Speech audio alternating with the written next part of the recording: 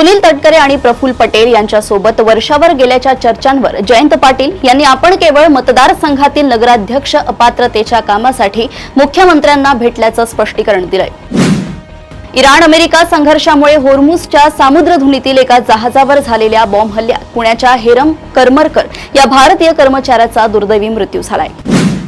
मतदारसंघाच्या पुनर्रचना विधेयकाला शरद पवारांनी पाठिंबा दिल्याच्या चर्चांवरून संजय राऊत आक्रमक झाले असून त्यांनी या बिलाला आपला पाठिंबा नसल्याचं स्पष्ट केलंय। मुंबई अहमदाबाद बुलेट ट्रेनसाठी होणाऱ्या वृक्षतोडीची भरपाई सोलापूर जिल्ह्यात करण्याच्या पद्धतीवर मुंबई उच्च न्यायालयाने तीव्र चिंता व्यक्त करत प्रशासनाला धारेवर धरलंय। राज्य मंत्रिमंडळाने पुण्यश्लोक अहिल्यादेवी होळकर शेतकरी कर्जमुक्ती योजना 2026 अंतर्गत 50,000ची मर्यादा रद्द करून 2 लाखांपर्यंत कर्जमाफी देण्यास मंजुरी दिली आहे। कोल्हापूरच्या श्री अंबाबाई मंदिरात 1500 कोटींच्या निधीतून काम सुरू असतानाच पावसामुळे मोठी गळती झाली असून ग्राइंडर मशीनच्या वापरामुळे मूळ बांधकामाला धोका असल्याचा आरोप होत आहे।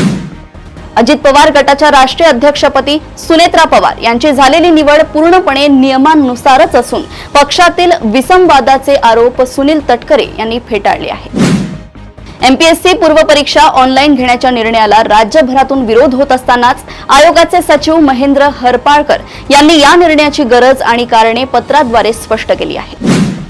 पुण्याच्या ऐतिहासिक सिंहगड किल्ल्यावर अज्ञात व्यक्तींनी मुस्लिमांच्या प्रवेशबंदीबाबत आक्षेपार्ह पोस्टर लावल्याने खळबळ उडाली असून पोलीस या प्रकरणाची चौकशी करत आहेत।